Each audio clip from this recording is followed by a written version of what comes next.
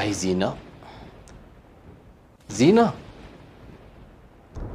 ዚና ለደቂቃ ወይም ለሰከንድ በመንሰራቸው ወንጀሎች የምናጣቸው ነገሮች ልባችን የማይረጋጋበት ገንዘባችንን ቆጥረን ደስታም ማናገኝበት እንበላለን እንጠጣለን መረጋጋቱ የሚጠፋበት ከሰው ጋር አብረን እኛ ምንስቃለን ውስጣችን ሳይሰቅ ምንሸበርበት ቀብር ላይም ደግሞ ለጥበት ደረጃ የሚሆንብን የምንሰራበት እሱም ዝሙት ነው።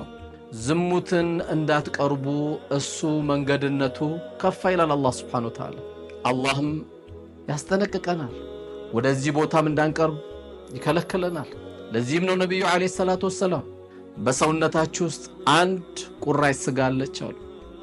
ያቺ ቁራጭ ስጋ ከተስተካከለች ስራዎቻችሁ ሁሉ ይስተካከላል። ያቺ ቁራጭ ስጋ ከተበላሸች ስራዎቻችሁ ሁሉ ይበላሻሉ። አዋጅ አሉ ሰለዋቱላሂ ወሰላሙ ዐለይሂ። እሷም ቀልብ ናት አሉ።